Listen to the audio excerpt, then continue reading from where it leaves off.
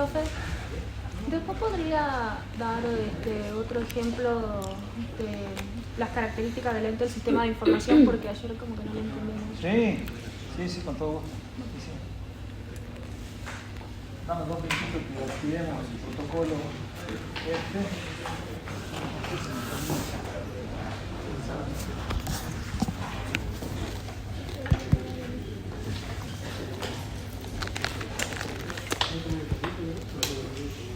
¿Ahí les gusta? Sí, se ve bien. ¿Ven? Corregir un poquito hacia la izquierda. A ver. No, está bien, ¿no? Vamos aquí hacia la izquierda, como hace cosas que después con clase con el profesor,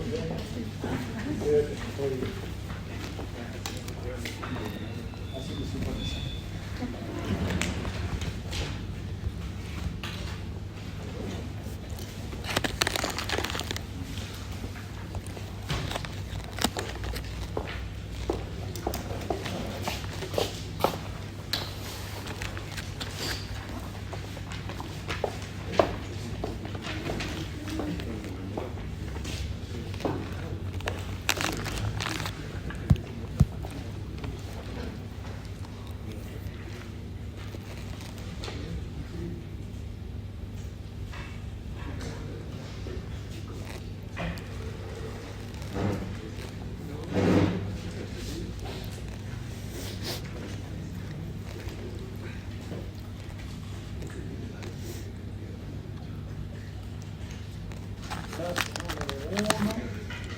Creo que vamos a terminar la 1 y la 2 los planetas y los astros en línea.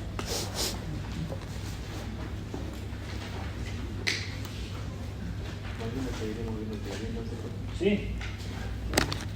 Hoy y mañana tortura. El lunes ya viene clase femenina. Ya tenemos trabajo con el. Pero hoy estoy acá.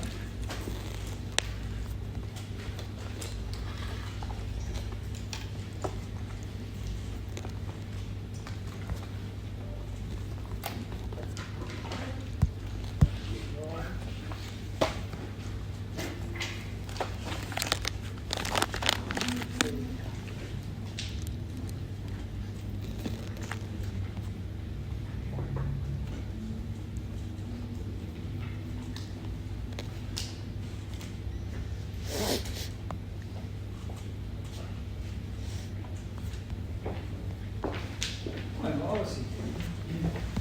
Bien,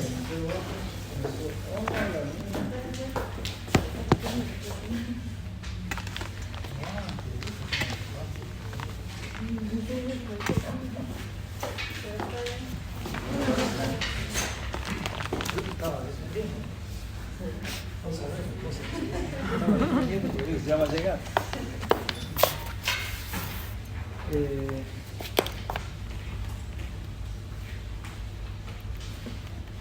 Bueno, Tina, buenas tardes. Sabía que vendrías. Estábamos esperando. Bueno, vamos oficialmente. Buenas tardes. Bienvenidos a este nuevo encuentro de Auditoría 1 en el que vamos a ver la unidad 5. Pero antes de comenzar la unidad 5 vamos a repasar algunos temitas que... ¿Cómo era tu nombre? Julieta.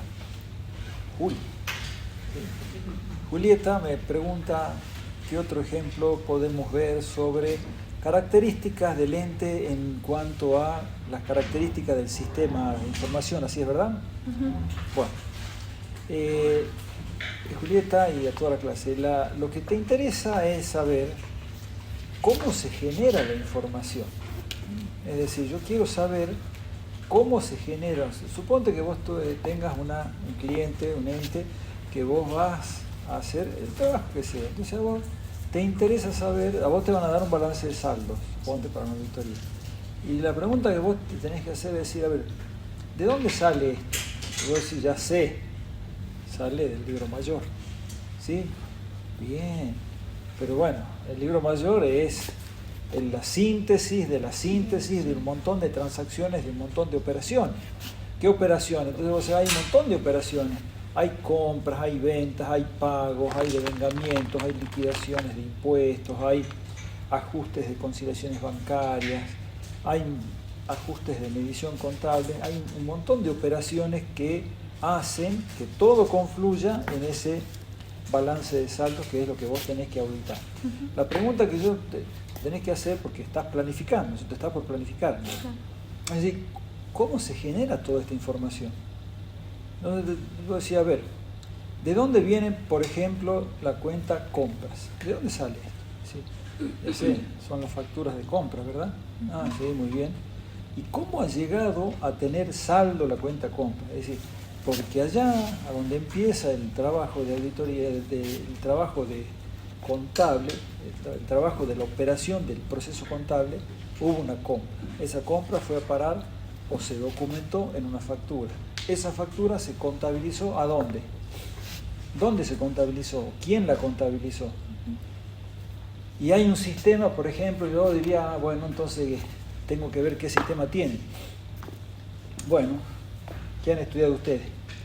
Que alguien hace un asiento que dice compras, IVA, crédito fiscal a proveedores, ¿verdad?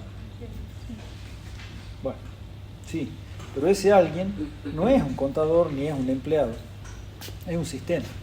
Es un sistema que está configurado para que se haga. Entonces, hay un empleado que lo que hace es ingresar la factura. Uno entra a un sistema, hay un módulo de compras. El módulo de compras dice, no sé con qué nombre, ingreso de comprobantes. Entonces, cuando vas a ingreso de comprobantes, te da las opciones.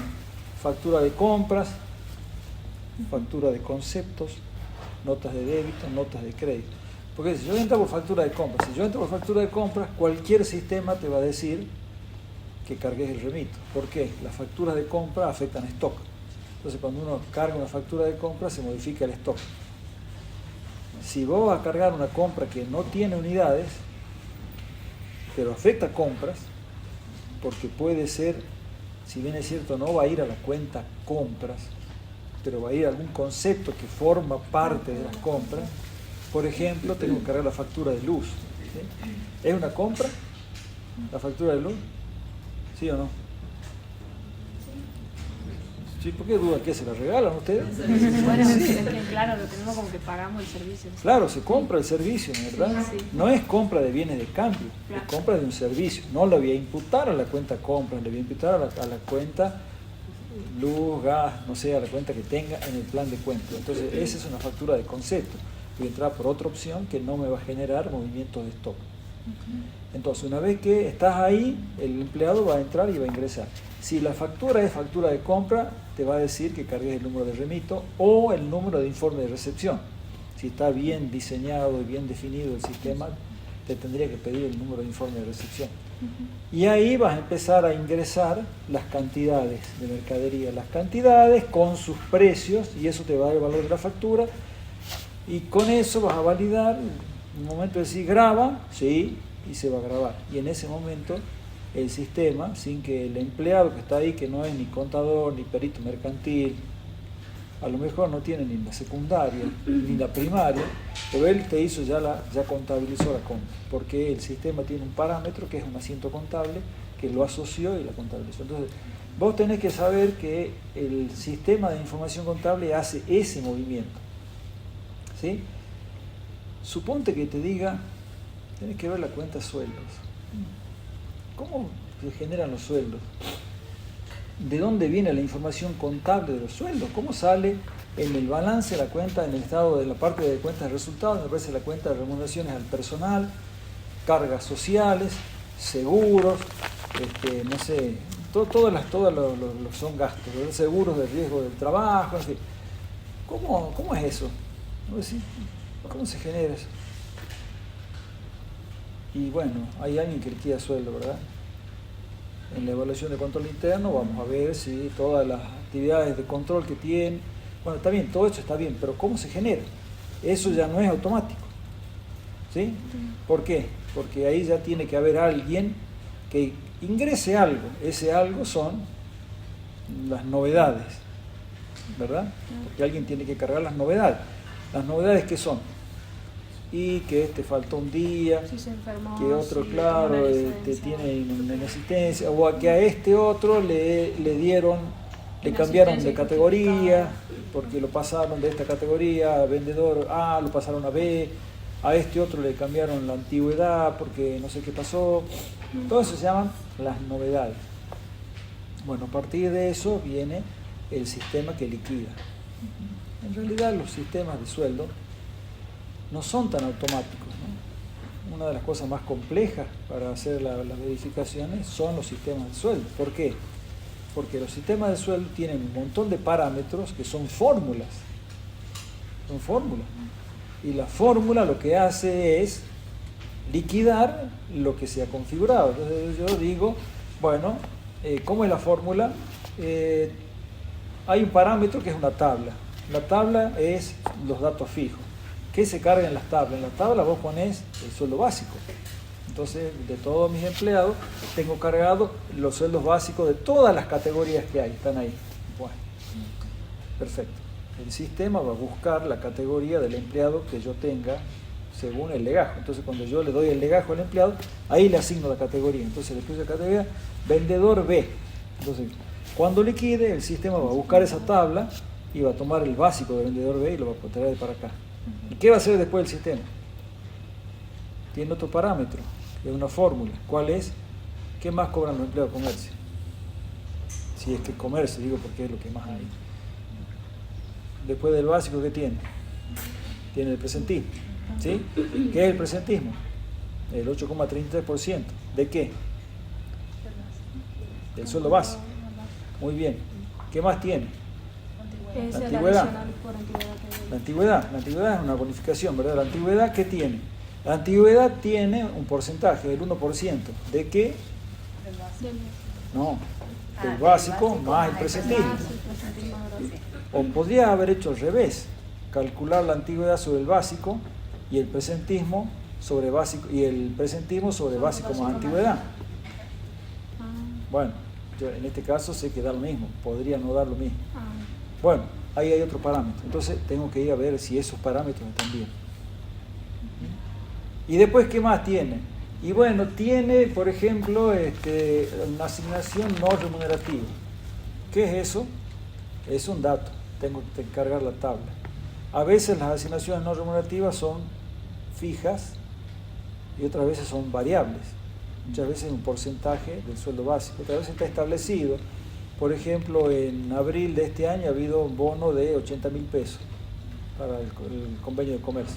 ¿Para quién era? Para todos. 80.000 pesos para todo el mundo. Otras veces la asignación no remunerativa es un porcentaje del básico. Entonces cada uno tiene su asignación no remunerativa. Y así va, sí, tenés que seguir revisando. Aportes y contribuciones. Los aportes, ¿cómo se calculan? Jubilación.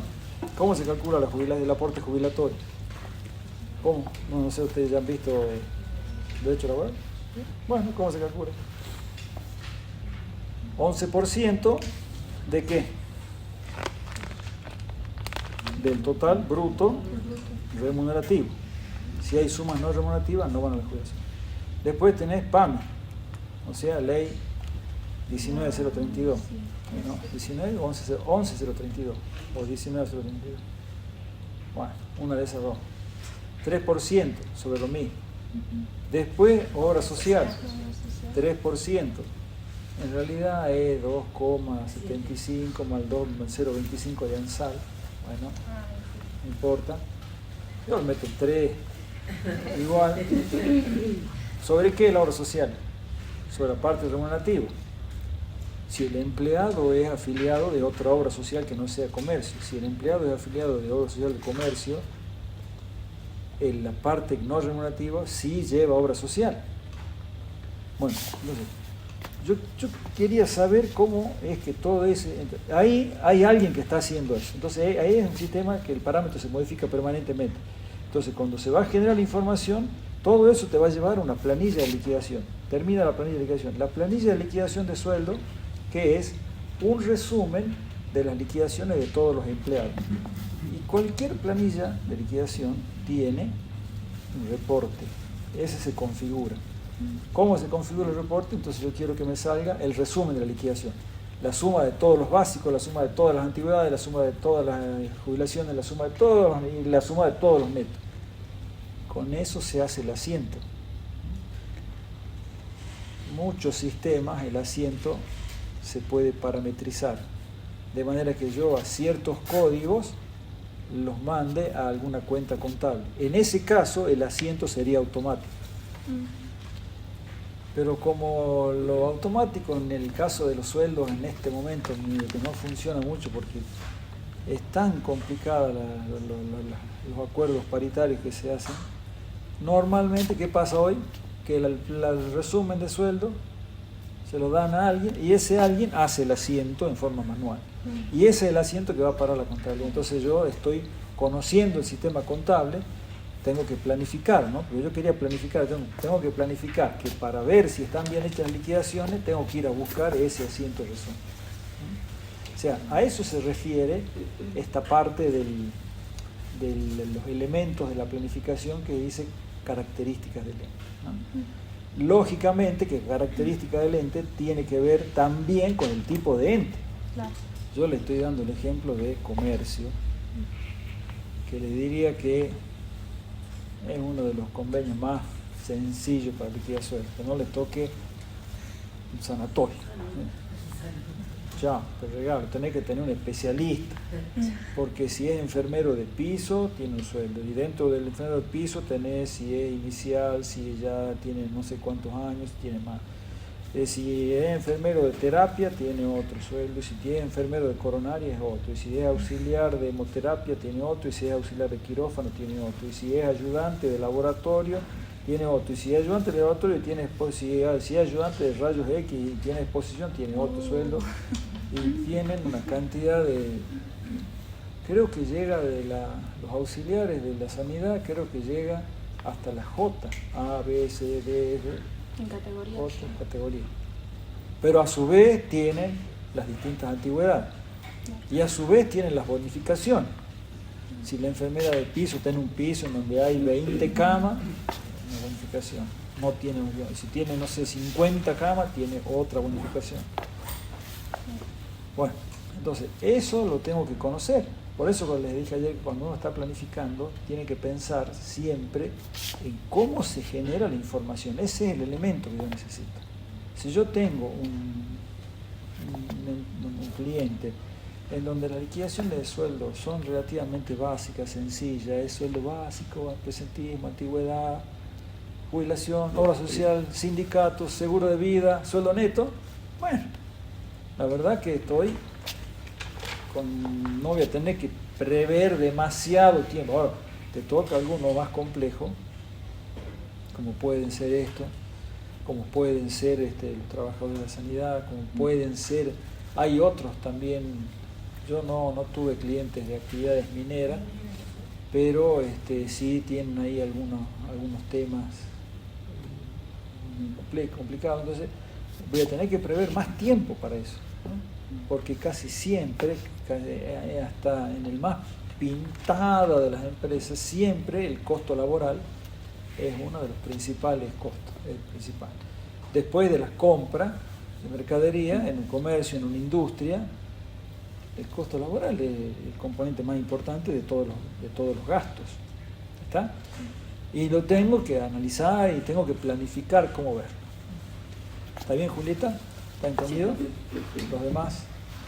Bueno, viene bien esta preguntita de Julieta para repreguntar si de los temas que hemos estudiado ayer han quedado algunas dudas, algunos conceptos oscuros,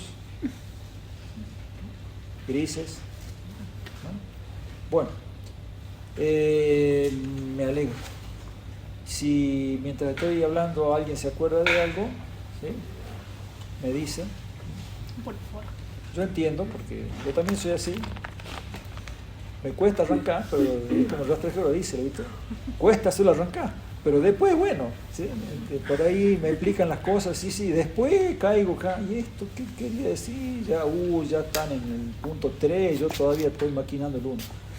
Bueno, si les pasa eso, me solidarizo con ustedes. Bueno, ahora vamos a ver la unidad 5 Vamos a empezar a ver la unidad 5, referida al tema pruebas de auditoría.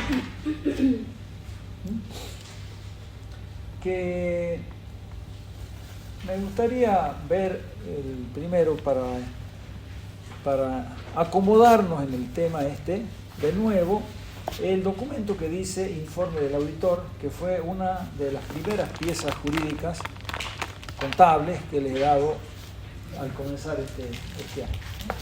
Bueno, fíjense lo que dice el informe del auditor. El informe del auditor empieza dando una opinión. En realidad no empieza con la opinión. ¿Con qué empieza? Ya se lo he dicho, ¿cierto? Bien, si bien es cierto, dice opinión, el primer parrafito no es la opinión. El primer parrafito es lo que decíamos, identificar el objeto del examen, ¿no? En el primer párrafo estamos diciendo, he auditado los estados contables. Ahí estoy diciendo, todo lo que viene de aquí para adelante está referido a los estados contables de ABCD, ¿sí? Al año X1. Así que ese es nuestro cliente, ABCD. Y después viene la opinión. En mi opinión, los estados contables adjuntos presentan razonablemente en todos los aspectos significativos, bla, bla, bla. La opinión es de la situación patrimonial, opino sobre los resultados, opino sobre la evolución del patrimonio neto y opino sobre la variación del efectivo. O sea, las opiniones, porque estamos opinando sobre 4 cosas. Pero eso es como la Santísima Trinidad. Son 3 personas en uno. Acá son 4 personas en uno, que se llama estados contables. Pero la opinión es sobre los estados contables en su conjunto. Y la pregunta que viene es decir, bueno, ¿cómo llegué a formarme esa opinión? ¿No? Y la respuesta sería haciendo todos los pasos que hemos visto en el proceso de auditoría. Muy bien, bajemos un poquito más, ¿no? Sigamos, ahí vienen los fundamentos de la opinión, sigamos, no hay problema esa parte. Incertidumbre, supongamos que no va a haber incertidumbre porque como no hay tontos sin suerte, a mí nunca me va a tocar una empresa que esté sentada en la cubierta del Titanic, así que esa no lo veamos, pasemos. Párrafo de énfasis también lo pasemos, total, yo soy un tipo simple, no me gusta enfatizar, ¿sí? ¿Enfatizar para qué? ¿Sí? Información distinta del estado contable, bueno, esa cuando llegue el momento pasemos, está fácil. Vamos al párrafo de responsabilidades del auditor. Y ahí llega este parrafito, dice responsabilidades del auditor en relación con la auditoría de estados contables. Fíjense lo que dice. Mis objetivos son obtener una seguridad razonable de que los estados contables en su conjunto están libres de incorrección significativa. La palabra incorrección significativa ya la he comentado en otras clases. Incorrección significativa es sinónimo de incorrección material, es sinónimo de representación errónea, ¿no? O sea, ¿qué significa? Es algo que está mal, ¿sí? Algo que está mal en el estado contable. Pero no son centavitos, ¿no es cierto? Es algo que está mal y que, bueno, tiene entidad, eso es material, eso es significativo. Por supuesto, también les dije cuando vimos la unidad 3, ¿sí? La 3, digo bien, que eso podía estar mal por eso, debido a fraude o error. Y emitir un informe de auditoría que contenga mi opinión. Seguridad razonable, bla, bla, bla, es un alto grado de seguridad, pero no garantiza que una auditoría realizada de conformidad con la ley 37 siempre detecte una incorrección significativa cuando exista. ¿Sí? También, ya lo sabemos, ¿por qué? Porque hemos estudiado la unidad 3. Hay algo que es un componente que se llama, ¿cómo se llama? El tercero del componente que vimos. ¿Cómo se llama?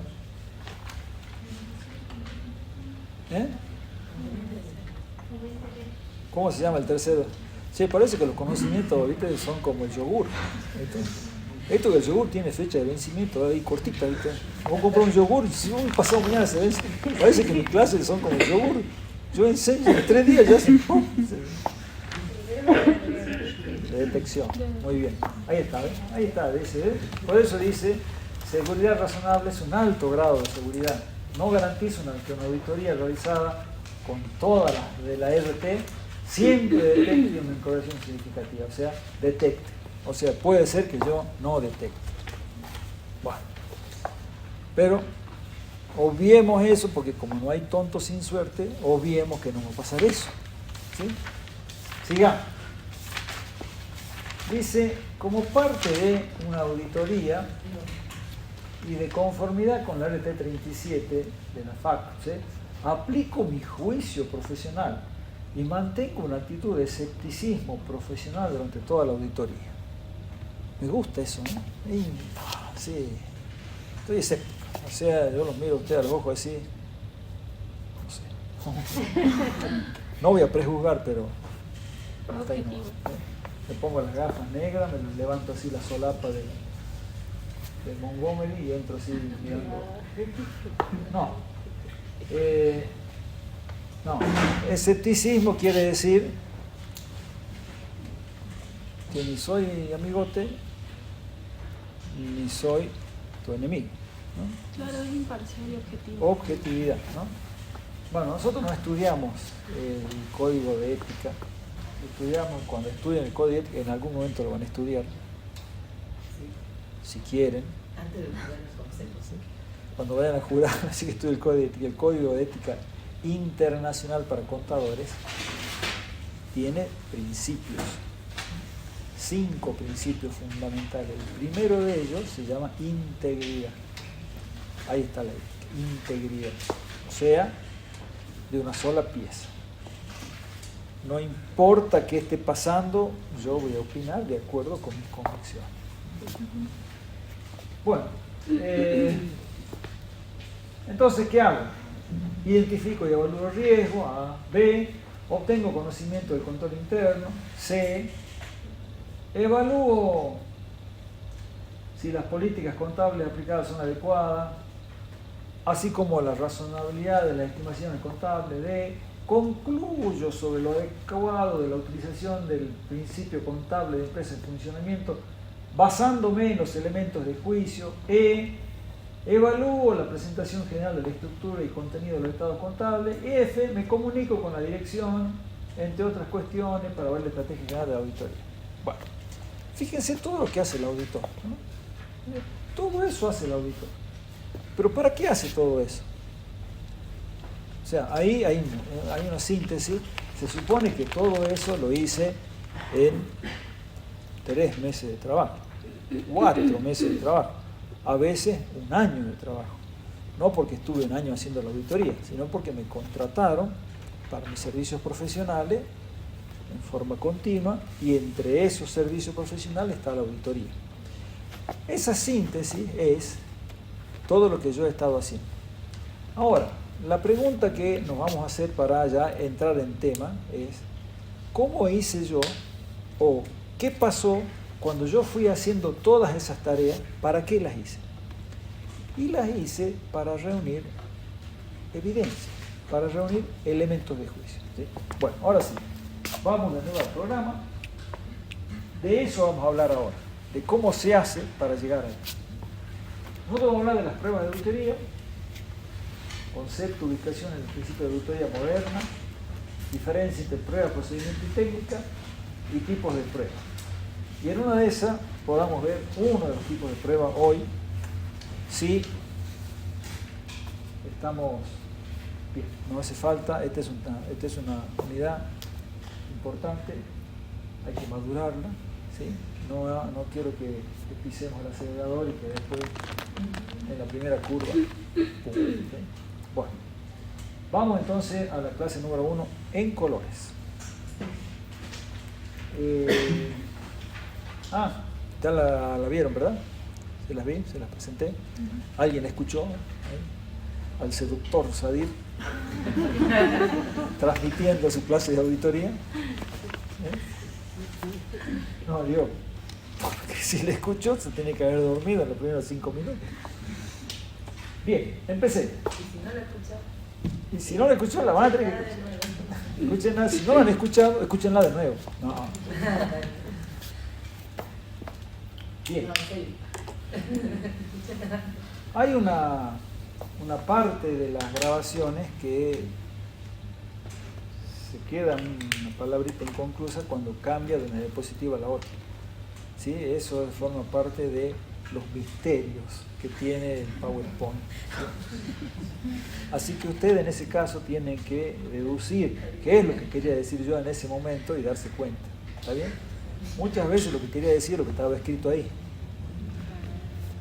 Porque bueno, algunos profesores dábamos clases cuando recién apareció el PowerPoint, estábamos chochos con el PowerPoint, ¿y qué hacíamos? Una diapositiva tremenda, era así, una cantidad de cosas, eran una clase magistral. Entonces cuando yo venía acá y empezaba a leer, y me la leía completo la diapositiva, y cuando me daba vuelta, estaba más solo que los toquis, no tenía nadie, estaban todos, nadie claro, porque o me escuchaba o lees, porque estaban todos queriendo leer, y como yo no leía a la misma velocidad de los que estaban sentados ahí, entonces ahora ya no leo lo menos posible y hablo lo más, de manera que ustedes miren y puedan escuchar dos cosas al mismo tiempo, los que puedan hacer dos cosas al mismo tiempo. Las mujeres casi siempre pueden. ¿Sí? Casi. Bueno, empecemos.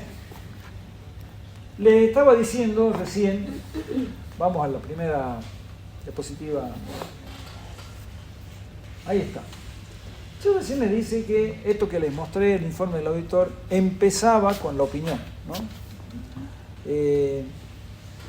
A los que hayan, bueno, no sé si... Nadia, creo que vos ya cursaste Auditoría 1, ¿no? Bueno, a los que han cursado Auditoría 1 antes, con la RT37, o con la 7, o con la primera RT37, se acordarán que la opinión no estaba al comienzo, estaba casi al final, ¿no? Como en el orden del proceso de auditoría. Bueno, con las nuevas versiones tenemos la opinión al principio. Pero en el proceso de auditoría la opinión es lo último. Emitir el informe es lo último, no es de lo último, es lo último. Es el objetivo del trabajo. Pero la pregunta que nos hacemos, ¿cómo haces para emitir la opinión? Claro, me tengo que formar la opinión. ¿Y cómo haces para formarte la opinión? Porque uno podría pensar, yo a la opinión ya la tengo. ¿Por qué? Porque yo vine a la empresa porque y hace el rato ambiente... dijo que reunió las evidencias. No, antes de eso. Yo podría decir, yo soy tipo así, Tuzán, donde empiezo a mirar y tengo así un don sobrenatural para darme cuenta si esos estados contables están bien o están mal. No, son chantas, no es así, ¿no? La opinión se forma a través de la reunión de elementos de juicio. O sea, yo me voy a formar la opinión con elementos de juicio. Por eso les decía recién, aunque es broma, eso de el sesgo profesional, de la imparcialidad, de la objetividad, no es un chiste, ¿no? Yo tengo que estar a lo que me digan las evidencias. Si las evidencias, los elementos de juicio me dicen que hay un saldo que está mal, está mal.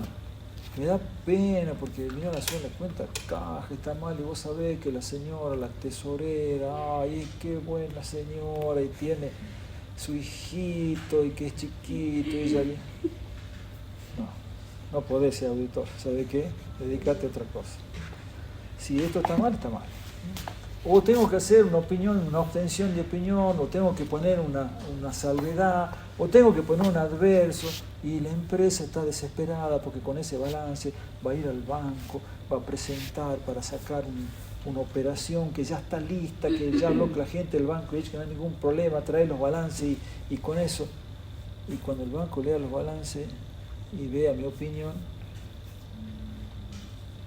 uy, no, pobrecito, no les voy a hacer eso.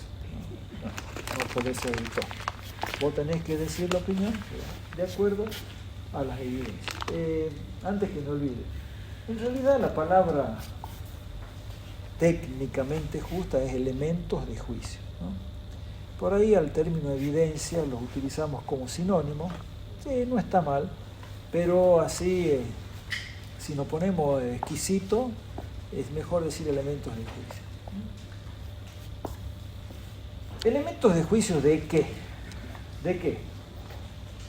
Hay distintos tipos de evidencia y distintos tipos de elementos de juicio. Tenemos que ver, por ejemplo, sobre los saldos, ¿no? O sea, yo tengo en un estado contable saldos. Hay un montón de saldos en un estado contable. ¿A dónde? En el estado de situación patrimonial está lleno de saldos de caja, de bancos, de créditos, de inversiones, de bienes de cambio, bienes de uso, de activos intangibles, de pasivos, de cuentas fiscales, de cuentas bancarias, de deudas, no sé, pasivos. Esos son saldos. Entonces yo tengo que tener elementos de juicio que me digan algo de esas saldos. Pero no solo eso, también tengo que tener elementos de juicio respecto de algunas de las operaciones. Aquí hay que tener cuidado, ¿no? Porque ustedes en este punto ya me tendrían que decir, pero no me lo digan, porque si me lo dicen, no lo puedo decir yo. ¿Y para qué estoy yo si me lo van a decir ustedes? Claro, dame con el gusto. Todas las operaciones terminan en un saldo, ¿verdad? Así, ¿cuáles son las operaciones?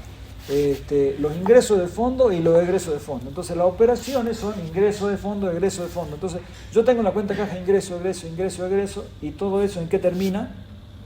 En el saldo de la cuenta caja. Y yo decía, bueno, pero si ya has visto el saldo, ¿para qué vas a ver las operaciones? Si el saldo está bien, error.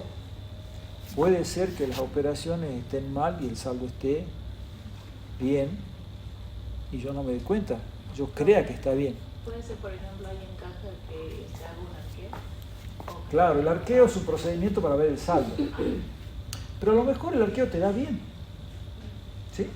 Es decir, el saldo de caja es 10.000, vos vas a hacer el arqueo y no es 10.000. Mirá vos, ¿para qué voy a ver las operaciones si el saldo está bien? Error. Las operaciones, tengan en cuenta que se pueden compensar, ¿no? Entonces yo tengo un tipo que hizo un fraude porque retuvo dinero, hizo algo, o sea, plum, los ingresos.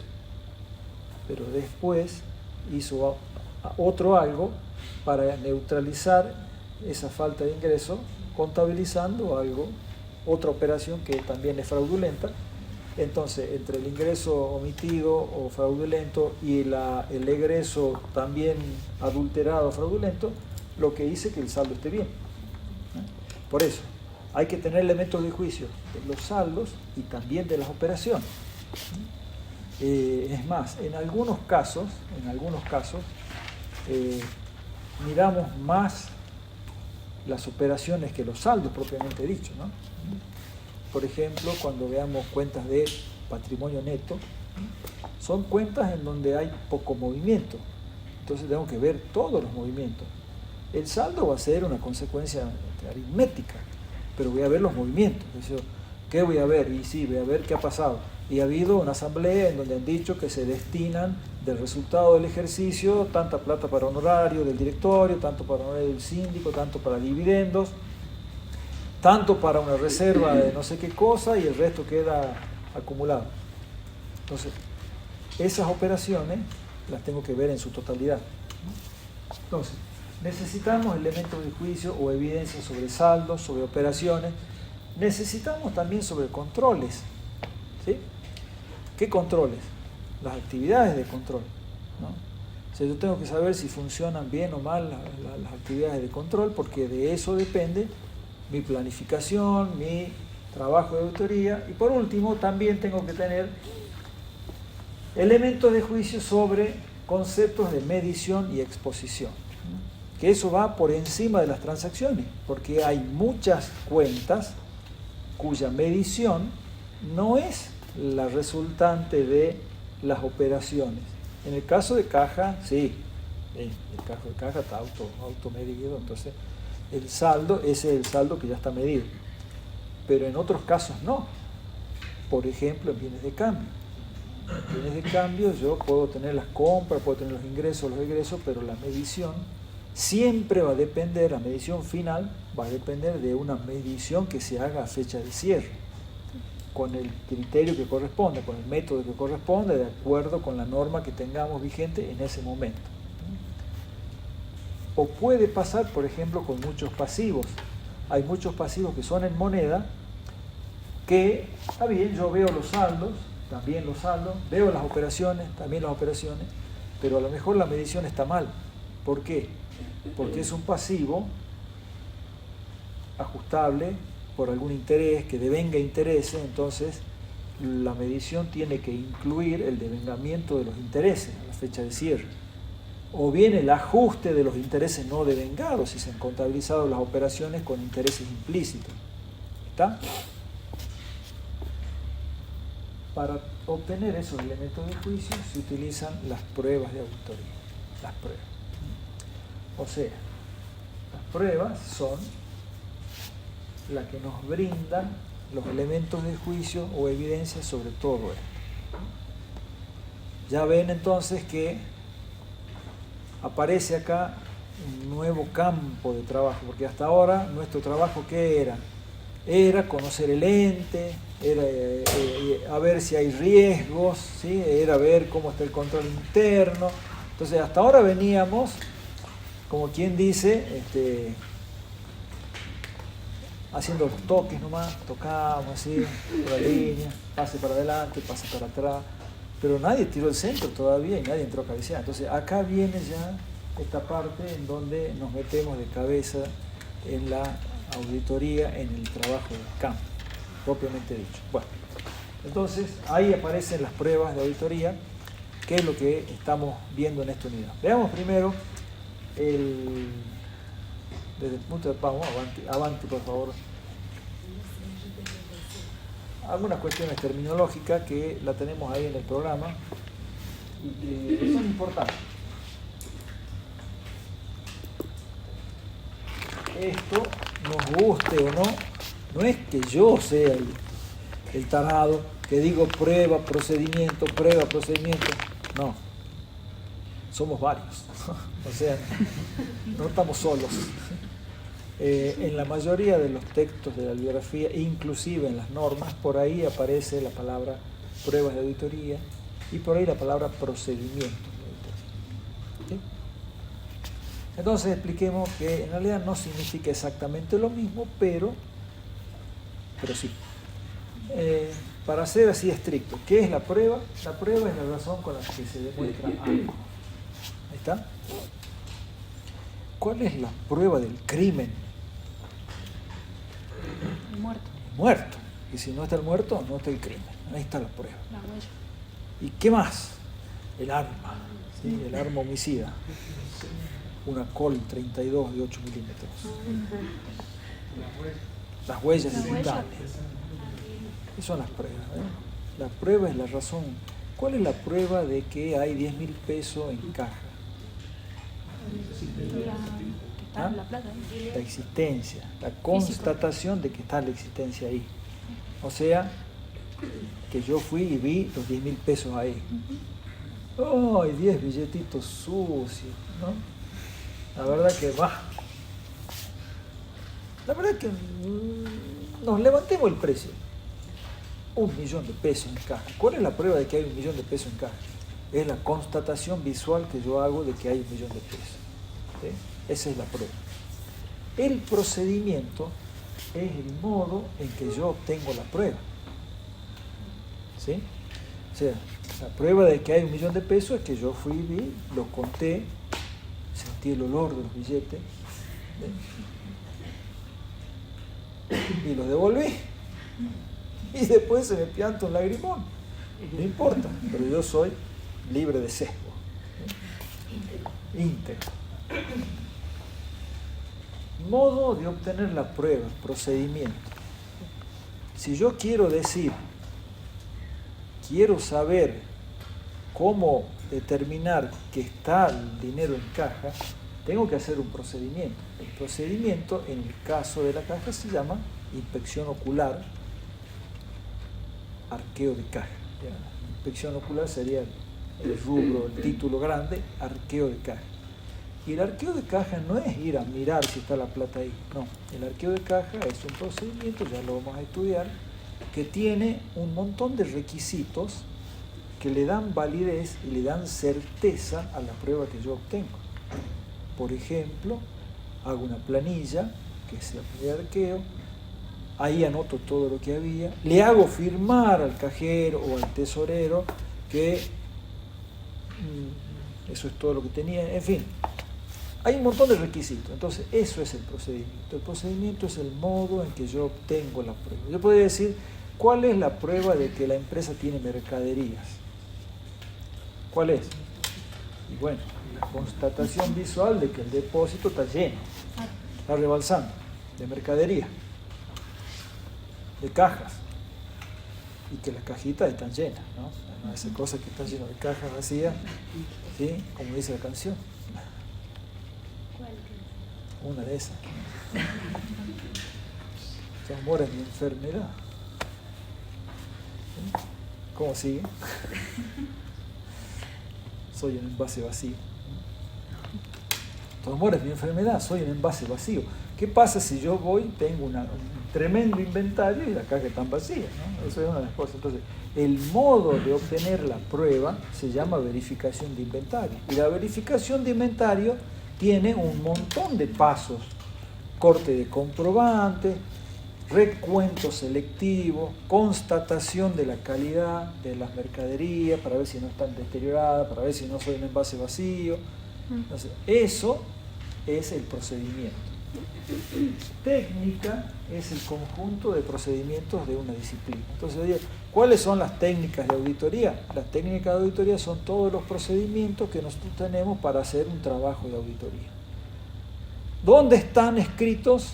En la RT 37, ¿no? En la última clase de esta unidad vamos a hacer un recorrido por cada uno de esos procedimientos que están ahí en la RT 37, que son los procedimientos mínimos, ¿no? No son los máximos, son los mínimos. Muy bien.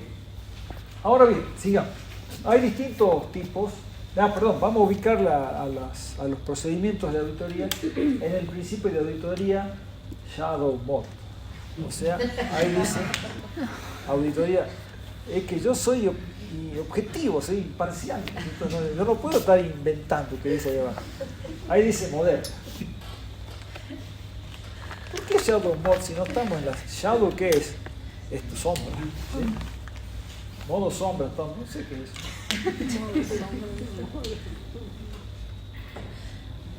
¿Será Oda May, que puede venir y ver, ¿sí? Y decirle a Molly, ¿puedes hablar con él? Sí. No se pierdan Ghost, la sombra del amor. Con la música de Elvis, imagínate que te pongan un tema de Elvis, pero no lo canta Elvis, lo canta otro, pero qué tema, por Dios. 0% cumbia esta cátedra, así que hay un enfoque tradicional de la auditoría. ¿Qué es el enfoque tradicional? Hablemos tradicional, estoy pensando década del 70, hasta la década del 70, ¿sí? Quizás 60. La auditoría tradicionalmente se basaba en la aplicación de procedimientos sustantivos. Entonces, si a mí me contrataban para hacer una auditoría, yo me presentaba en la empresa y decía, bueno, vengo a hacer la auditoría, ¿qué hay que auditar? Los estados contables al 31 de diciembre del año tal, o al 31 de julio, perfecto, denme los estados contables, no me los den, dame un balance de saldo, me daban un balance y yo empezaba a trabajar. Y para cada una de las cuentitas que tenían ese balance de saldo, ¿qué hacía? Empecé a aplicar procedimientos. Decía, tengo la cuenta acá, ¿qué vamos a hacer? Acá, arqueo, hagamos un arqueo acá. ¿Qué más tengo? Tengo la cuenta de créditos por renta. ¿Qué voy a hacer en la cuenta de confirmación de tercero? Y meta, confirmación de tercero, mandaba carta.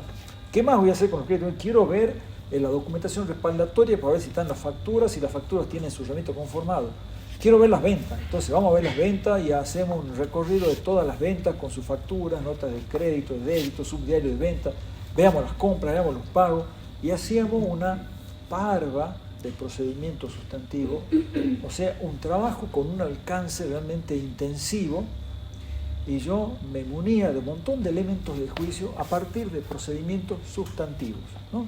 Procedimientos sustantivos es eso, es cuando yo voy a ver directamente los saldos, cuando voy a ver las operaciones, cuando voy a ver las registraciones contables, cuando voy a ver la documentación. Esos son procedimientos sustantivos. Entonces decía, me voy a satisfacer para emitir la opinión aplicando una gran cantidad de procedimientos sustantivos. Está bien. Como concepto no está mal, ¿no es cierto? Ustedes dirán, sí, la verdad que me parece bien, porque ya que voy a opinar, voy a firmar un informe de auditoría diciendo que esto está bien, quiero estar seguro que está bien, entonces veamos. Yo me llevaba un ejército de auditores, de gente que me pide. Ahora, ¿qué pasa? Con el crecimiento de las organizaciones, con el crecimiento de la complejidad de las transacciones, se imaginarán ustedes que los servicios de auditoría eran realmente tortuosos. Yo necesitaba mucho tiempo, necesitaba mucha gente, y mucha gente significa mucho costo. Entonces, la profesión ha empezado a madurar nuevas formas de trabajo, llevando a otro tipo de enfoque de la auditoría, que es el enfoque moderno, ¿no? Moderno es, ahí estamos nosotros. Quiere decir, estamos en otro estadio del conocimiento, en donde decimos, para, antes de aplicar los procedimientos, ¿vamos a aplicar procedimientos sustantivos? Sí, vamos a aplicar procedimientos, pero antes de aplicar procedimientos sustantivos, antes de meterme, de sumergirme en los papeles, en la documentación, en los arqueos, en los inventarios, ¿qué voy a hacer? Voy a hacer esto. Primero, voy a decir, la auditoría es un proceso. Y si es un proceso, tiene un comienzo y un final. Entonces, la auditoría como proceso dice, yo primero voy a conocer el ente. Primero conozcamos el ente, veamos quién es este tipo, veamos cómo es esta empresa, veamos quiénes son. Segundo, identifiquemos de lo que vamos a examinar, porque veamos los distintos tipos de afirmaciones que hay. Tercero, hagamos una evaluación de la significatividad. ¿Por qué? Porque ya estoy anticipándome, yo no voy a auditar todo, voy a auditar aquello que considero más significativo, entonces voy a hacer una evaluación para ver qué es lo más significativo. Cuarto, identifiquemos riesgos, o sea, amenazas al logro de mi objetivo. Quinto, conozcamos el control interno, porque conociendo el control interno voy a saber a dónde hay puntos fuertes y dónde puntos débiles. Entonces, a donde haya puntos fuertes me voy a tranquilizar y voy a hacer procedimientos más chicos, ¿no? Y a donde haya puntos débiles me voy a poner loco y voy a meter más procedimientos. Voy a ver qué impacto tiene ese en la planificación. Y después de planificar el trabajo, en el punto 8, ahí voy a reunir los elementos del juicio. Entonces, ahí donde dice reunir elementos del juicio, ahí es a donde están los procedimientos de auditoría, ¿verdad? Recién yo les he dicho que los elementos de juicio se obtienen aplicando procedimientos de auditoría. Bueno, entonces fíjense la diferencia. En el primer enfoque, nosotros de entrada íbamos al 8. ¿Sí? De entrada nos metíamos a reunir elementos de juicio. ¿Ves bien, no? ¿Sí? No, que por ahí, por lo impactante de mi espalda, puedo tapar algunos, ¿no? Y así es cuando uno, la naturaleza nos dio. En el enfoque tradicional, lo primero que hacíamos nosotros, aplicábamos procedimientos, pero era un problema. Mientras que ahora decimos, voy a hacer antes primero todo lo demás y después de aplicar el procedimiento. Entonces, ¿qué pasa? Cuando nosotros llegamos a la etapa de reunir elementos de juicio, a los procedimientos de auditoría no lo vamos a aplicar así en forma masiva a todas las afirmaciones. Lo vamos a aplicar específicamente a aquellos lugares en donde hayamos identificado riesgos, porque puede haber cosas que estén mal, donde hayamos visto que hay debilidades en los controles internos que afectan la información contable. Entonces yo digo, me voy a dedicar a eso, ahí voy a poner el esfuerzo, no voy a estar perdiendo tiempo aplicando procedimientos en áreas que a lo mejor no requieren. Eso era antes, o sea, en el tradicional sería así. Con el tradicional, no, con el tradicional yo veía todo. Por eso era como que masivo, digamos. Era masivo. Con el enfoque moderno yo voy a aplicar procedimientos, pero no a todos, sino solamente a donde yo encuentre, a los puntos débiles de control, a donde encuentres riesgos identificados, riesgos de incorrecciones. Entonces voy a dedicar mi tiempo a eso. Es decir, hablar de la diferencia de enfoques es pensar en el proceso de auditoría. En el enfoque moderno nosotros tenemos que la auditoría la concebimos como un proceso. Vamos conociendo despacito, ¿sí?, para no hacer algo que se malogre. Uno debería preguntarse, ¿y con cuál de los dos lograrías mejores resultados? Porque supongamos que decir, mira, vamos a hacer una utopía, un análisis así loco. Suponete que vos tenés las dos posibilidades, que tenés un presupuesto ilimitado, entonces podés ir a auditar con un enfoque tradicional, tenés todos los auditores, todos los juniors, tenés todo para meter procedimientos sustantivos locos, y tenés la opción de hacer el enfoque moderno en donde vas a hacer todo el proceso. ¿Cuál te conviene? Y yo diría, mirá, el tiempo. No, supongamos que no tenés limitación de tiempo, supongamos que estás así. O sea, lo digo por el auditor, por si él se quiere comer todo el trabajo que bueno, lleva a ser tradicional. Suponete que estás en la eternidad, sí, entonces el tiempo no existe. Entonces tenés todo el tiempo del mundo y el auditor puede ver. Pero hay un problema. ¿Por qué? Porque en el enfoque tradicional, como yo no he analizado y no he hecho una buena identificación de riesgo y de puntos débiles, es probable que no detecte algunas fallas que consisten básicamente en omisiones. Claro, yo en el enfoque tradicional estoy viendo todo lo que está contabilizado. Lo que está contabilizado veo con su documentación contabilizado, documentación, arqueos, inspecciones, pero como no tengo conocimiento de los riesgos, como no tengo análisis de puntos débiles de control, a lo mejor no percibo que puede haber cosas que están omitidas, ¿sí? A lo mejor la empresa tiene una falla de control que consiste en que las cobranzas se contabilizan, como veíamos en el trabajo práctico del miércoles pasado, 15 días después, ¿sí? ¿Por qué? Y porque a los muchachos les gusta andar con la guita 15 días en el bolsillo y el día 16 vienen a la empresa a rendir la cobranza. Entonces, ¿qué consecuencia tenía eso? La consecuencia era que hay cobranzas que se contabilizan fuera de corte. En el enfoque tradicional, yo ni cuenta me iba a dar de eso. ¿Por qué? Porque yo vi los saldos, vi la documentación y ya está. Mientras que yo con un trabajo de este tipo de evaluación de control interno, evaluación de riesgo, identifico algo que puede estar generando una incorrección en los estados contables. ¿Me explico? Sí. Muy bien. Bueno. Ahí sería, esa partecita sería para darle así el decorado. Muy bien. Vamos a ver los distintos tipos de pruebas que tenemos. Tipos de pruebas.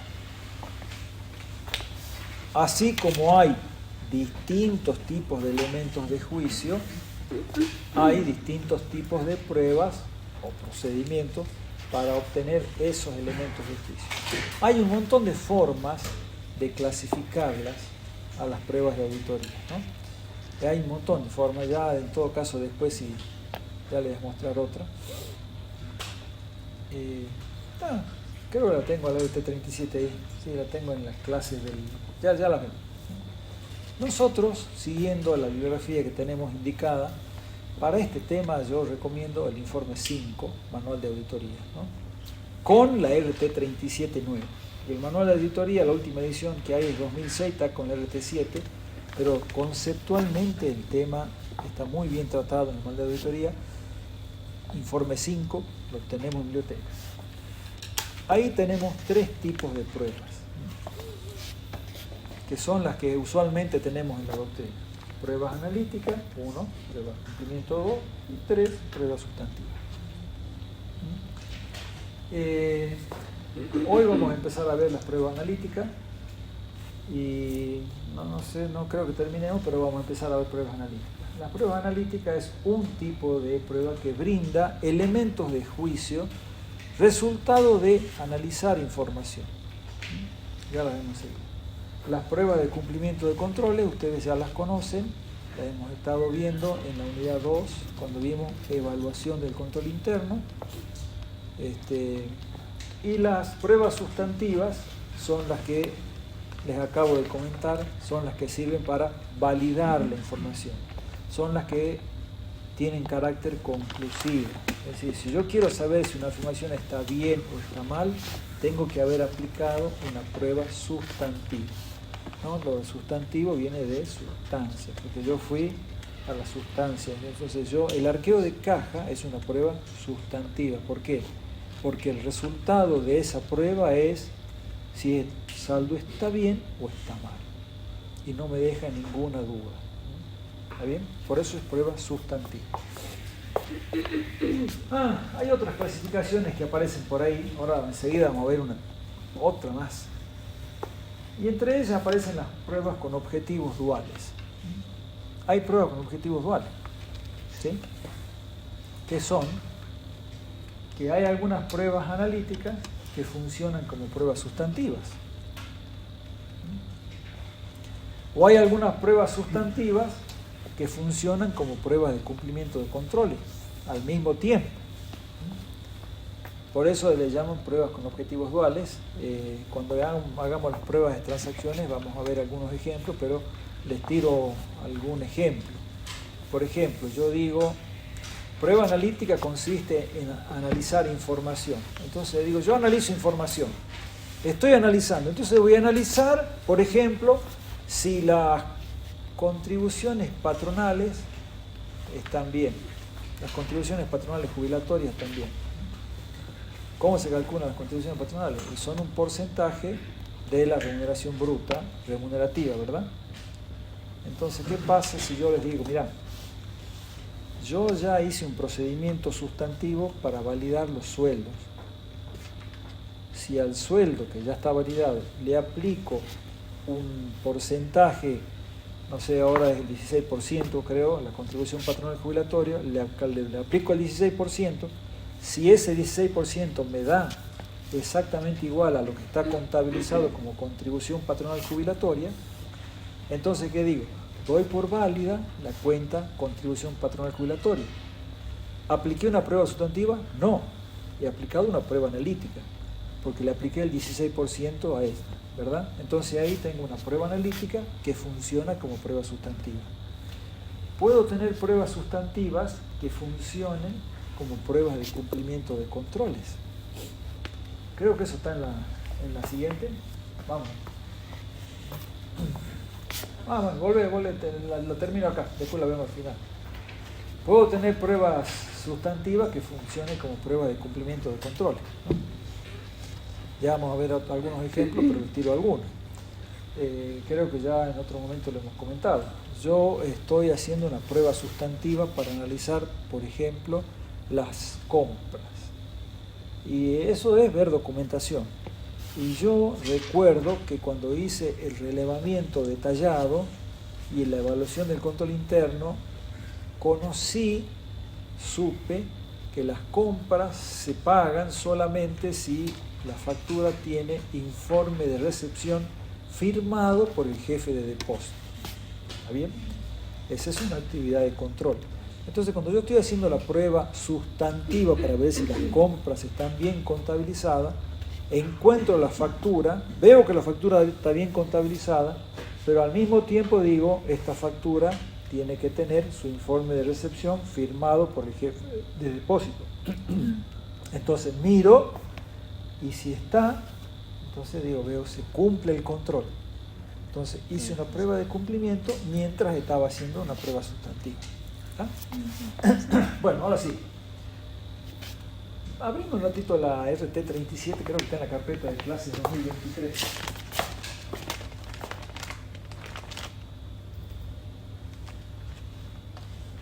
Ahí está. Hello. Abrime el rosario de términos. Les quería mostrar. ¿Se puede agrandar? Sí. Al final. Al último de lo último. Al último, no es de lo último. Al último. Bueno.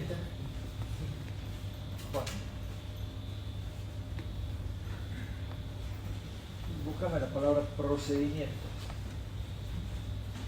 Abajo, están en el alfabeto. Sí. Ahí en el rosario de términos están todos los términos. ¿De qué? Del RT37. Cuando ustedes en el RT37 encuentran alguna palabrita escrita en letra cursiva, quiere decir que tiene un diccionario con el significado que se le da. Por ejemplo, dice procedimientos posteriores, ¿no? Fíjense cómo los clasifican acá los procedimientos. Dice procedimientos posteriores.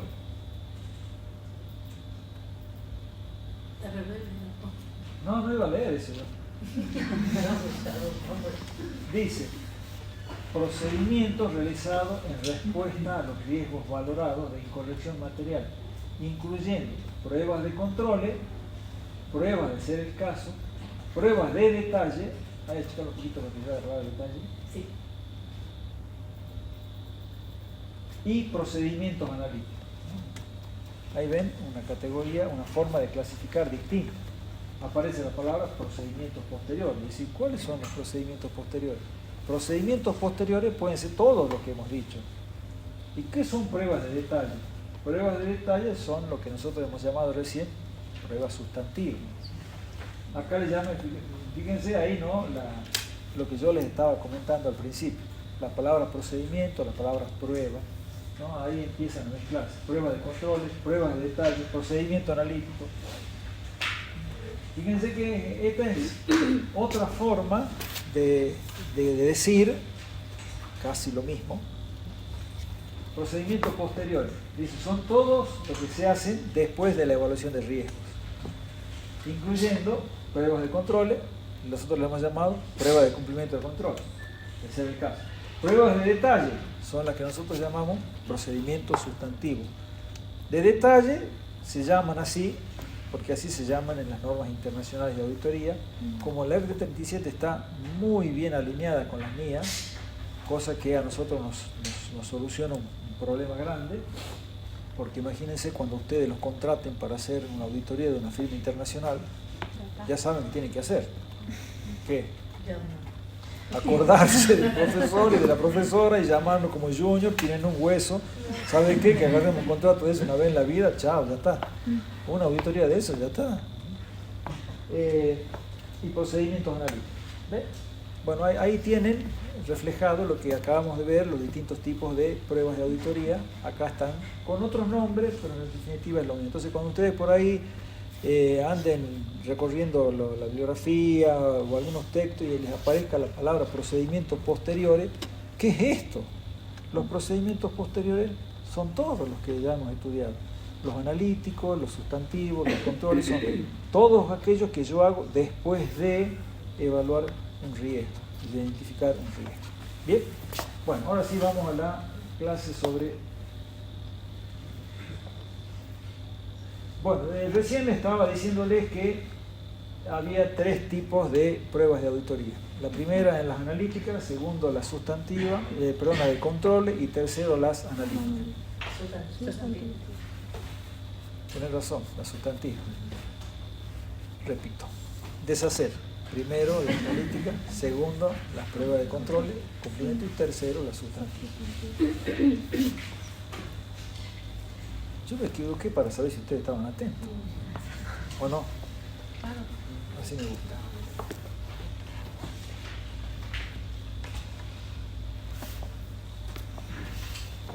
Empezamos mal. ¿Por qué? Yo les dije que eran pruebas analíticas y acá dice revisión analítica. Al final, ¿en qué estamos? Estamos en lo mismo. Pruebas analíticas, revisiones analíticas, procedimientos analíticos, pruebas de revisión analítica, pruebas globales de razonabilidad, todo es sinónimo, ¿sí? De un mismo tipo, un mismo grupo de pruebas, procedimientos que tienen como finalidad, ahora sí vamos, empecemos a escribir, tienen un mismo objetivo.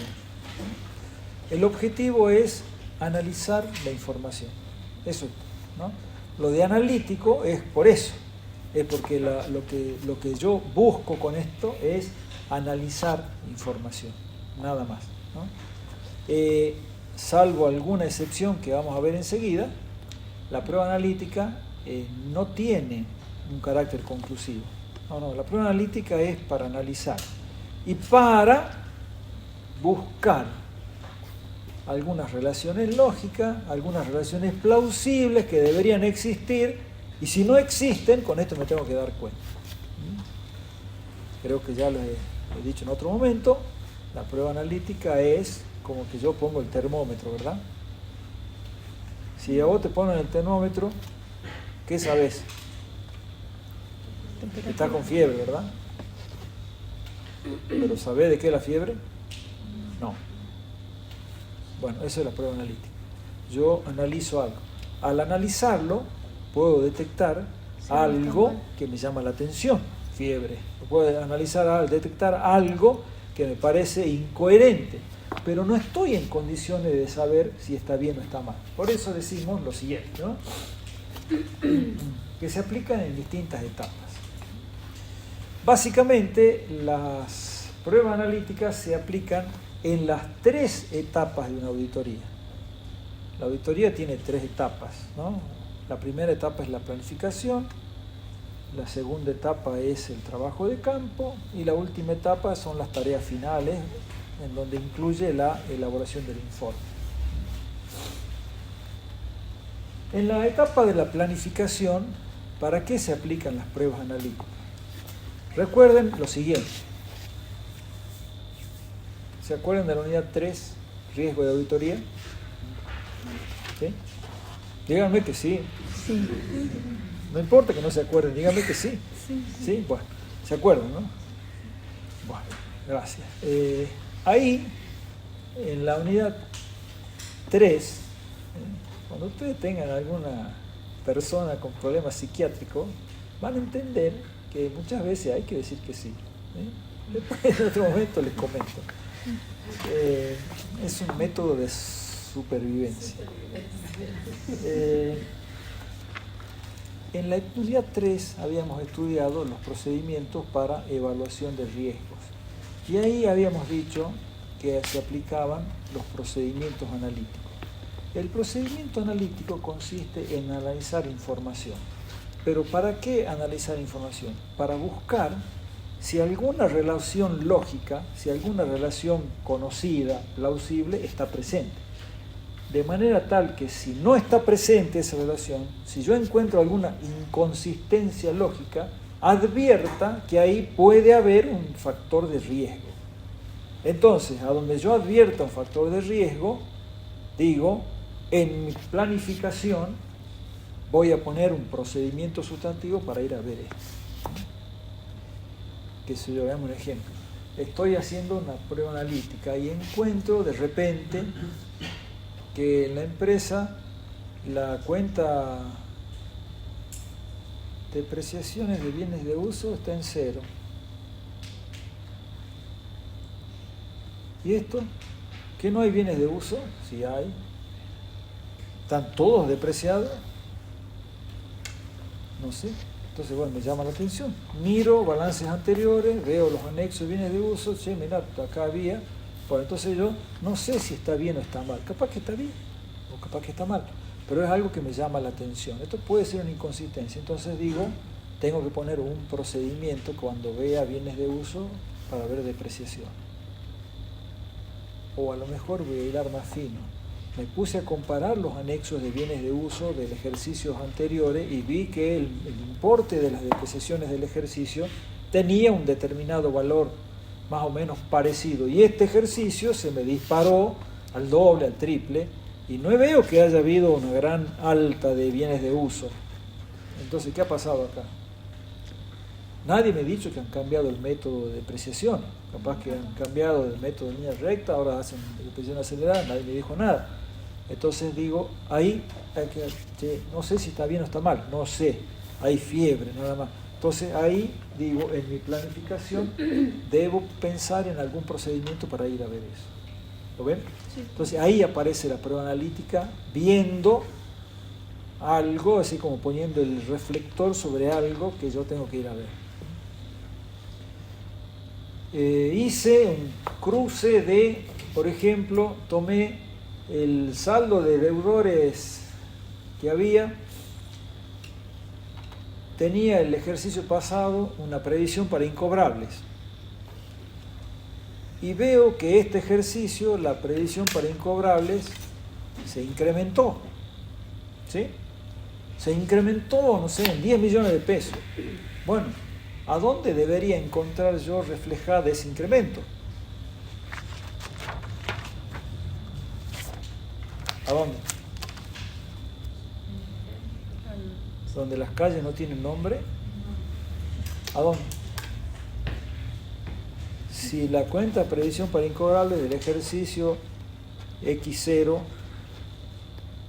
es un importe y en la cuenta de previsión para incobrables del ejercicio X1 se incrementó en 10 millones, esa diferencia de 10 millones, ¿a dónde la tengo que encontrar? Muy bien, en la cuenta deudores incobrables en el anexo de gasto, ¿verdad?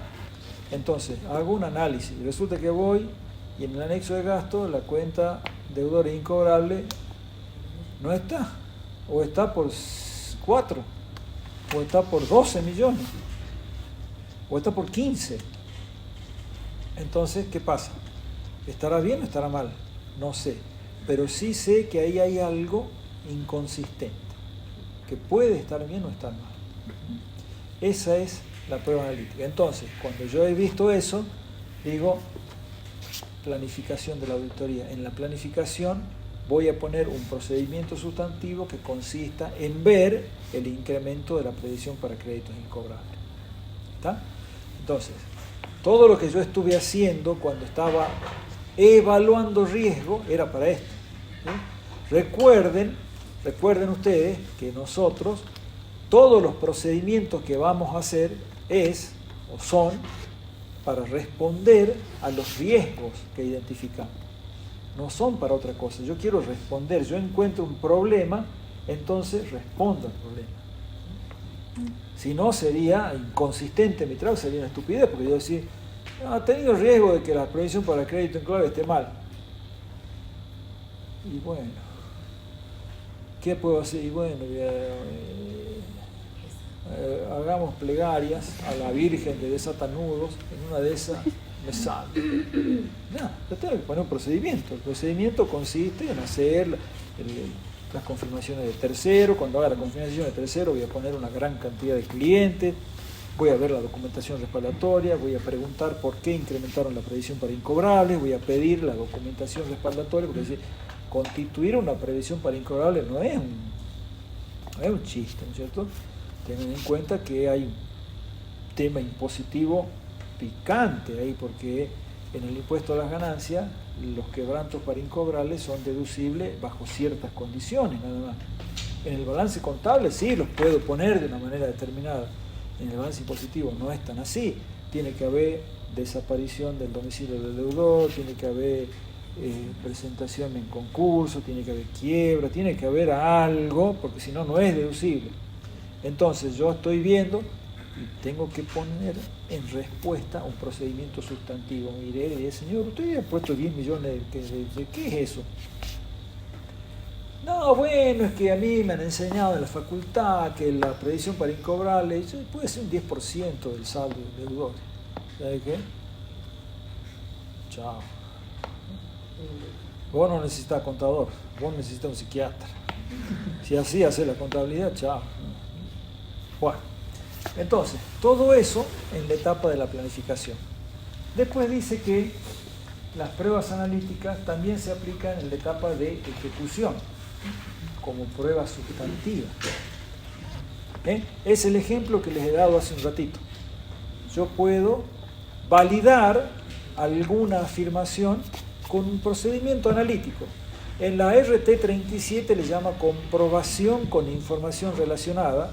Es una prueba sustantiva, ¿no? Ya la vamos a leer, pero es una prueba analítica que funciona como sustantiva. Hay un montón de pruebas analíticas que funcionan como sustantivas, pero hay que tener cuidado con esto. ¿Por qué? Yo podría decirle a usted, ¿sabes cómo validé yo la cuenta de impuestos sobre los ingresos brutos? ¿Cómo? Como las ventas, como el impuesto al ingreso bruto es en una empresa que todas sus ventas están grabadas con la alícuota general, que es, ¿cuánto? ¿Cuánto es la alícuota general del ingreso bruto? 3,5. Bueno, entonces yo digo, mi cliente tiene todas sus ventas grabadas con el 3,5. Entonces, ¿qué hago? Tengo que auditar la cuenta de impuestos sobre los ingresos brutos. No la voy a auditar. Voy a mirar las ventas, le aplico el 3,5 y si me da lo que está devengado como ingresos brutos, listo. ¿Sí? ¿O haría algo más? Si querés hacer, pero no es necesario, ¿verdad?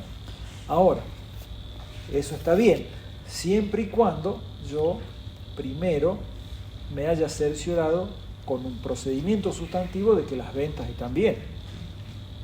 ¿Sí? Porque si no, ¿sí? ¿Cómo has validado ingresos brutos? Apliqué el 3,5 de las ventas. ¿Y cómo has validado ventas? Al ingreso bruto lo dividí por el 0,35. Qué bien, ¿no? Eso se llama ser astuto, ¿sí? No, la base de cálculo que yo utilizo para la prueba analítica, cuando quiero que funcione como sustantivo, la base tiene que ser una afirmación validada por un procedimiento sustantivo. En ese caso, funciona la prueba analítica como prueba sustantiva. Desde luego que solamente es aplicable en todos aquellos casos en donde tenemos alguna relación lógica que matemáticamente es comprobable. ¿Está bien? Comisiones sobre ventas, por ejemplo, cuando yo sé cuánto es el monto de las comisiones, ingresos brutos, contribuciones patronales, como vimos recién, jubilatorias, de obra social, seguros de riesgo del trabajo, en los casos en donde se puede saber cuánto es la parte fija de la RT y tomarla por cantidad de empleados en nómina y sacar el porcentaje de la remuneración 9 que aparece en el 931. En fin, hay una cantidad de afirmaciones que se pueden ver de esa manera. ¿Bien? Pero antes de hacer esto, acuérdense lo que he dicho. Antes de aplicar la prueba analítica, asegúrate de que la afirmación que sirve de base está validada por un procedimiento sustantivo. Por último, las pruebas analíticas se pueden aplicar también en la etapa de trabajos finales. Trabajos finales se llama a todos los trabajos que se llevan a cabo después de que ya hemos terminado los trabajos de campo. Es decir, ya los trabajos de campo, cuando estábamos en la empresa aplicando procedimientos, ya está. Ahora estamos en el estudio, tranquilo, estamos viendo ya a punto de firmar el informe del auditor, entonces hacemos una lectura de los estados contables y empezamos a mirar todos los detalles del estado contable, si está bien el nombre, si está bien la fecha de cierre de ejercicio, porque ahora como nosotros usamos Excel y vos por ahí copiás y pegás del año pasado y algún numerito te quedó con el año anterior y muchas veces he cambiado, he agregado una nota y resulta que el número de nota que dice acá no coincide con el que dice allá, y resulta que en el estado de situación patrimonial dice activos intangibles, nota número 8, y cuando voy a ver las notas, resulta que el número 8 son las cargas fiscales. Todo eso son pruebas analíticas en los trabajos finales. Incluye leer las notas, ¿no? Las notas, porque a lo mejor los estados contables son de base de moneda homogénea, moneda constante, y en la nota número 1 no dice que los estados están ajustados por el RT6. En fin, todo lo que se me pueda ocurrir que me pueda pasar, todo lo que me pueda pasar, me va a pasar. ¿Sí? Alguna vez me va a pasar. A pesar de que pero bueno, la prueba analítica es para que no me pase. Pero si me pasa, me pasó. Pero me pasó porque me tenía que pasar, no porque yo me comí una prueba analítica. Vale. Haciendo pruebas analíticas trato de minimizar ese riesgo de detección de algunos errores. Muy bien. Hay 4 tipos de pruebas analíticas y les prometo que acá digo basta, ¿sí? Y se van a quedar con unas ganas de ver la primera, pero eso va a ser mañana. Controlen su ansiedad. ¿Sí? Aparte que les queda 4 horas y media para contestar el ejercicio, ¿sí? O sea, le quedan 15 minutos y después le queda el resto de la tarde para despejarse, porque ese ejercicio más de 15 minutos no les puede dar, ¿verdad? Bueno, Agustín, en medio de la clase saca el celular y así. Total. Bueno, no, en el intervalo. No, hay varios ya, ¿no? Rita, ¿sí? Sí, estamos con un índice de respuesta bastante favorable. Eso hay que hacer, eso me gusta, ¿ver? Hay que hacer exámenes fáciles. Hacer es fácil, para que tengamos un aprobado masivo. Entonces vos decís, che, qué bien, ¿cómo saben estos tipos? Hay 4 tipos de procedimientos analíticos, 4 tipos. En realidad, hay tantos tipos de procedimientos analíticos como te dé la cabeza, ¿sí? Todo lo que a vos se te ocurra que se puede relacionar una cosa con otra, eso es un procedimiento analítico, el que se te ocurra, ¿sí? Pero nosotros para estudiarlo los ponemos en 4 familias. Primero, los análisis comparativos de estados contables, también llamados análisis de estructura. Segundo, los análisis de tendencia. Tercero, los análisis comparativo de indicadores. Cuarto, el análisis de relaciones lógicas. ¿Qué es esto? Esto es lo que vamos a ver en la clase de mañana, o en la primera hora. Si veo que ustedes están inspirados y vienen bien en la primera hora, si no, en las 2. Bueno, también depende de cómo estemos inspirados nosotros. El análisis de estructura consiste en tomar estados contables de varios ejercicios y compararlos unos con otros, ¿no? Pero claro, la comparación no se puede hacer en valores nominales. La comparación se hace en términos relativos. Entonces yo tengo que tomar porcentajes. Entonces digo, a ver qué representa del total del activo cada uno de los rubros del activo. Entonces digo, ¿cuánto representa caja y banco respecto del total del activo? ¿Cuánto representa créditos por venta? ¿Cuánto representa bienes de cambio? Hago ese análisis y a ese mismo análisis lo hago para el ejercicio anterior, para el anterior, todos los que me dé el tiempo, por lo menos 2 ejercicios para atrás. ¿Para qué hago eso? Lo hago para ver si no se ha producido alguna fluctuación significativa. Normalmente las estructuras patrimoniales de las empresas no cambian mucho. Normalmente, si una empresa tiene un activo corriente del 60% del total y el 40% no corriente, de un año para el otro eso no cambia. A menos que haya ocurrido algo, a menos que haya pasado algo que yo tengo que saberlo. Pero si yo no sé que haya pasado nada extraño, entonces, si veo que se ha producido un cambio grande, esto me tiene que llamar la atención. ¿Está bien? Análisis de tendencias consiste en tomar alguna variable de alguna afirmación que pueda ser susceptible de analizar su tendencia.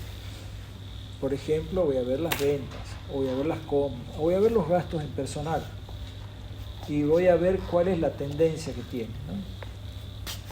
Las tendencias normalmente en los ejercicios son más o menos las mismas, a menos que haya ocurrido alguna debacle, como puede haber sido el año 2001, en donde se han producido una serie de hechos económicos que han generado un estrépito en muchas empresas, porque todos los que tenían dólares, y yo creía que todos los pesos míos eran dólares, después me di cuenta que mis dólares no eran dólares, eran pesos y no valía uno por uno. A menos que pasen cosas así, las tendencias se pueden mantener, ¿no? Y yo tengo una tendencia de ventas y veo qué pasa, o veo cuál es la tendencia que tiene el comportamiento que tienen los créditos por venta, entonces veo la tendencia. Obviamente que, me olvidé de decirles esto, cuando hago estudios de tendencia tengo que hacer sobre estados contables que están en la misma moneda, ¿no? O sea, a los estados contables de los años anteriores los tengo que convertir a moneda actual, los tengo que traer, los tengo que reexpresar. Entonces sí hago análisis, si no, imagínense la tendencia, me da cualquier cosa, porque con la inflación que hay se nos distorsionan todos los valores. Análisis comparativo de indicadores es hacer uso de todo el conocimiento que tenemos nosotros sobre indicadores de análisis financiero. Todo lo que han estudiado, no sé, o están estudiando, análisis de estados contables. ¿Cuándo tienen estados contables? Ya cursamos. Ya lo saben. Bueno, mejor. Entonces, es para esto. Entonces, ahora, ¿cuáles son los indicadores que conozco? Y bueno, liquidez ácida, rentabilidad, solvencia, rotación de crédito, rotación de bienes de cambio. Todos estos indicadores los calculo. Los calculo para un ejercicio, los calculo para el ejercicio anterior. Obviamente los calculo para el ejercicio que yo estoy auditando y hago una comparación.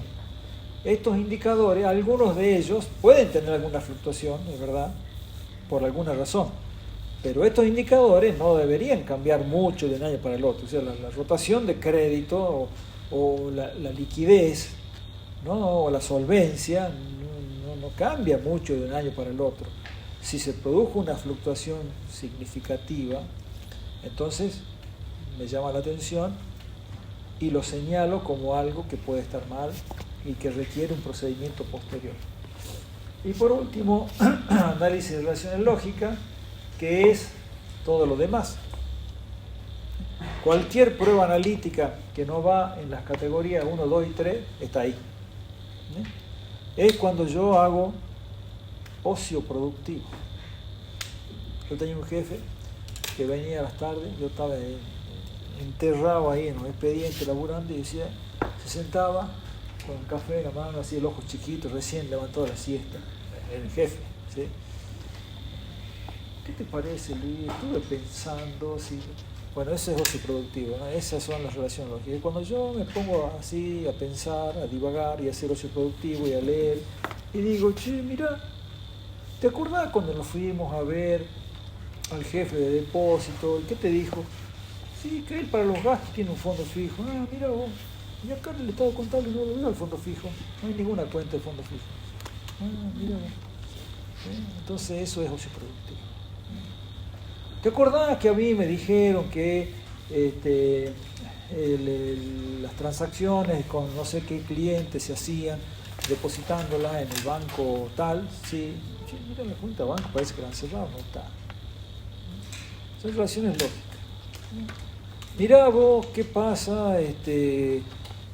¿Tienen altas de bienes de uso este ejercicio? Sí, parece que sí. Mirá vos, el estado de flujo de efectivo no aparecen aplicaciones por inversión, por compras de bienes de uso. Entonces todo eso es analizar relaciones lógicas, ¿sí? Bueno, todo eso es lo que mañana vamos a ver en serio, ¿sí? Ahora ha sido así una previa para que ustedes ya mañana la música la tengan más o menos conocida. Paro acá la clase y hago la pregunta del millón. ¿Han entendido todo? ¿Sí? Ustedes me mienten. Y mañana me dicen la verdad cuando empecemos. Si quieren ir leyendo un poco este tema, la bibliografía recomendada para esto es el informe 5, Manual de Auditoría. Y está en biblioteca.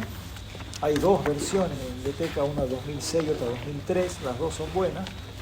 La original en 85 también es buena, pero cualquiera de esas pueden para ir leyendo, ¿no? Bueno, si no es así, no hay nada más. Gracias por vuestra atención y nos vemos mañana en el aula 2 a las 16.